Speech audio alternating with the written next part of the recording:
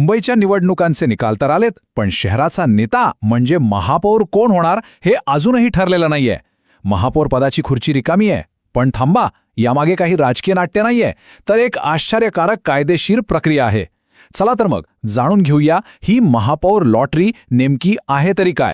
हो ना, हाच तो प्रश्न आहे जो सगळ्यांना पडलाय. सहसा निकाल लागले की लगेचच राजकीय हालचालींना वेग येतो, पण मुंबईत मात्र शांतता आहे.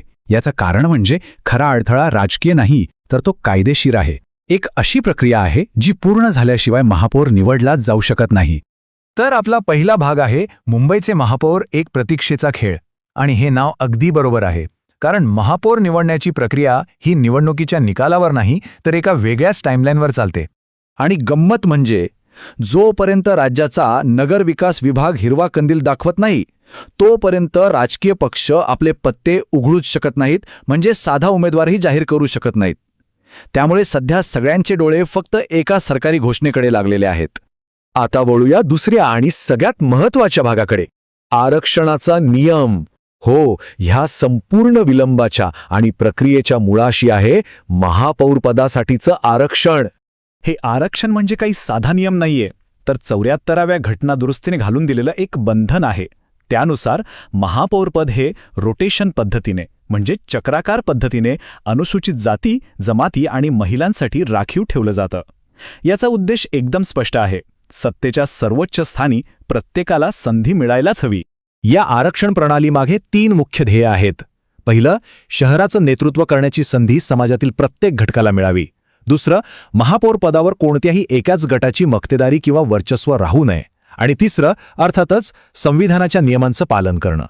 आता येतो तिसरा आणि सगळ्यात रंजक भाग, निर्णय लॉटरीने का? ऐकून खरंच आश्चर्य वाटेल, पण महापौरपद कोणत्या प्रवर्गासाठी राखीव असेल हे ठरवण्यासाठी चक्क लॉटरी काढली जाते.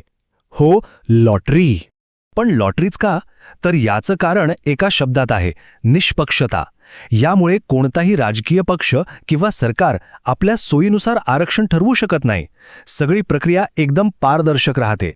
इथे बघा, हा फरक किती स्पष्ट दिसतोय.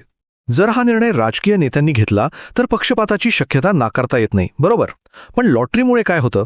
निर्णय नशिबावर जातो, जो पूर्णपणे निष्पक्ष असतो आणि सगळ्यांना समान संधी देतो.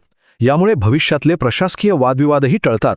बरं, तर मग ही लॉटरीची प्रक्रिया चालते तरी कशी? ती दिसते तितकी गुंतागुंतीची नाही आहे. चला, तिचे सोपे टप्पे पाहूया. ही प्रक्रिया 4 मुख्य टप्प्यांमध्ये होते. सगळ्यात आधी नगरविकास विभाग एक नोटिफिकेशन जारी करतो. त्यानंतर अधिकारी मागच्या वेळी कोणत्या प्रवर्गाला संधी मिळाली होती याचा अभ्यास करून एक यादी बनवतात. मग सगळ्यांसमोर लॉटरी काढून यावेळचा प्रवर्ग ठरवला जातो. आणि शेवटी महापालिकेच्या विशेष सभेत त्या ठरलेल्या प्रवर्गातील नगरसेवकांमधून महापौरांची निवड होते. आता येतो 5वा भाग. इतक्या मोठ्या प्रक्रियेनंतर निवडलेल्या महापौरांच्या हातात नेमकी किती शक्ती असते? म्हणजे पद तर खूप मोठं आहे, पण अधिकार किती? चला पाहूया. महापौर हे शहराचे प्रथम नागरिक असतात. त्यांचं मुख्य काम म्हणजे महापालिकेच्या सभांचं अध्यक्षपद भूषवणं, चर्चांवर नियंत्रण ठेवणं आणि वेगवेगळ्या कार्यक्रमांमध्ये शहराचं प्रतिनिधित्व करणं. ते नगरसेवक आणि प्रशासन यांच्यातला एक महत्त्वाचा दुवा म्हणून काम करतात. पण आता या कथेतला खरा ट्विस्ट बघा. महापौर हे शहराचे सन्माननीय प्रमुख असले तरी सगळे खरे अधिकार म्हणजे कार्यकारी आणि आर्थिक हे महानगरपालिका आयुक्तांकडे म्हणजेच म्युनिसिपल कमिशनरकडे असतात. सोप्या भाषेत सांगायचं तर शहराच्या तिजोरीच्या चाव्या महापौरांकडे नाहीयेत, तर त्या आयुक्तांकडे आहेत. आणि महापौर निवडण्यासाठी 227 सदस्यांच्या सभागृहात साध्या बहुमतासाठी जो जादुई आकडा लागतो तो आहे 114. ज्या पक्षाकडे किंवा आघाडीकडे 114 नगरसेवकांचं पाठबळ असेल त्यांचा उमेदवार महापौरपदी विराजमान होतो.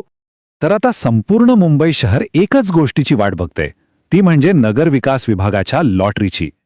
त्या लॉटरीच्या सोडतीत कोणत्या प्रवर्गाचं नाव निघतं यावरच मुंबईच्या पुढच्या महापौरांचं भवितव्य ठरणार आहे. आणि तोपर्यंत हा प्रतीक्षेचा खेळ असाच सुरू राहील.